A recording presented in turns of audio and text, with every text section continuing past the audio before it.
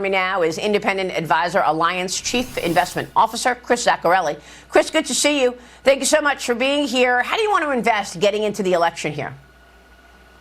So I think you want to be careful heading into the election. You know, you typically see a lot of volatility in election years, and as you get closer to the election, those couple months out, things can move in some unpredictable ways. So for us, we would, express the idea of entering positions slowly and carefully, and then keeping in mind that you want to understand exactly who is going to win the election and what that new administration is likely to do in order to pick, which spots you want to get into and how soon you want to do that. So for us, It's more of a note of cautious optimism.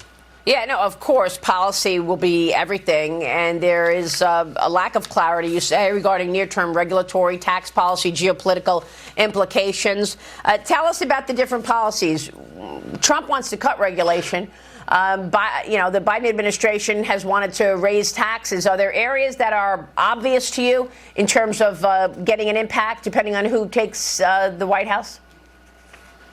Yeah, exactly. You've laid it out the way we would look at it as well. We've got the Trump tax cuts that are already in place. Those could have been rolled back if he doesn't win re-election. So as betting markets are showing, it looks like he will win re-election. If that's the case, having that lower tax environment, having potentially a lower regulatory environment, we believe there's good opportunities within more of the cyclical sector. So looking within financials, looking with industrials, we would stay a little bit away from tech. It's run very far, very fast. We think there's more regulations coming to the technology industry. Yes, it's been all about tech these last couple of years, but we think there's a possibility for a passing of the baton from some of those tech sectors to some of those more cyclical sectors. And we think that would be something that would happen if you did have a repeat of the Trump administration. I'm reading a research note from TD Cowen this morning, and it's titled, "What Kamala Harris at the top of the ticket would mean for health care." And they go through a number of issues that she's brought up. She supported Medicare for all, though she tried to run something of a middle ground by allowing a role for private insurers to offer Medicare plans as part of the system. She broke with most liberals by phasing in this new program over a 10-year phase-in period in the Medicare system. What are your thoughts on healthcare companies in a Kamala Harris lead? Yeah, you'll notice we haven't really been talking about healthcare within our sector picks, and that's because we think healthcare companies could be challenged.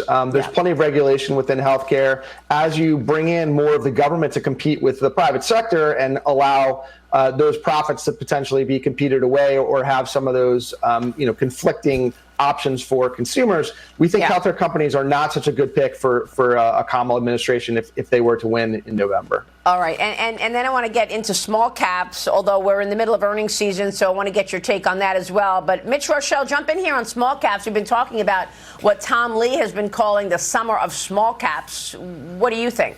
Well, it's interesting, Maria. I think when people try to get take some of their gains off the table in big technology names, of all places, they're running in the complete opposite directions, which is small caps. And we've seen a run up of them this summer.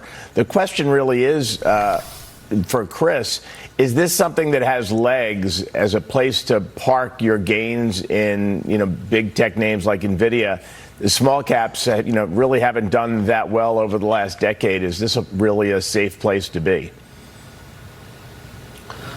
Yeah, so for us, if you look at the small cap sector in general, by their nature, smaller companies probably have less diversified revenues. They're a little bit more of a pure play, and clearly they just don't have the strength of some of the larger companies in terms of accessing the capital markets in the same way. So for us, you would see some rotation into small caps if the economy continues to expand. And we're going to have some GDP numbers out on Thursday, so that's worth watching. But in general, we think it does make sense to have a more diversified portfolio. We would take some gains from technology. Small caps is one area where you think it would make sense to invest some of your money. To your point, there's higher risk, potentially higher return. It hasn't done well over the last few years, if not over the last decade. I think it's undervalued, and so there's an opportunity there, but proceed cautiously. It'd be a smaller position, not a larger position. Chris, how would you assess the earnings season so far? UPS reported a double miss on earnings and revenue. High labor expenses, weak small package demand.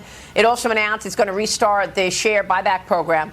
$500 million for 2024 and $1 billion annually in the buyback program. We'll hear from General Motors, General Electric, and Coca-Cola this hour. And then, of course, after the close, Alphabet and Tesla will report their numbers. Your thoughts on earnings season or any expectations here? Yeah, as far as earnings go, we've definitely been looking at not just the individual results for companies, as you mentioned, but also what are the implications. So looking at a UPS miss, we think that's a slight negative, obviously, because if package demand is lower, if you're not seeing as much ordering this year as you have in prior years, and UPS is a great example of someone that would be kind of the infrastructure shipping all of those packages around. One of the things we do worry about is a slowing consumer, a little bit less consumer spending, and if that's a read through in terms of a UPS miss, we would see that as a negative and potentially a little bit of an overhang for the market going forward.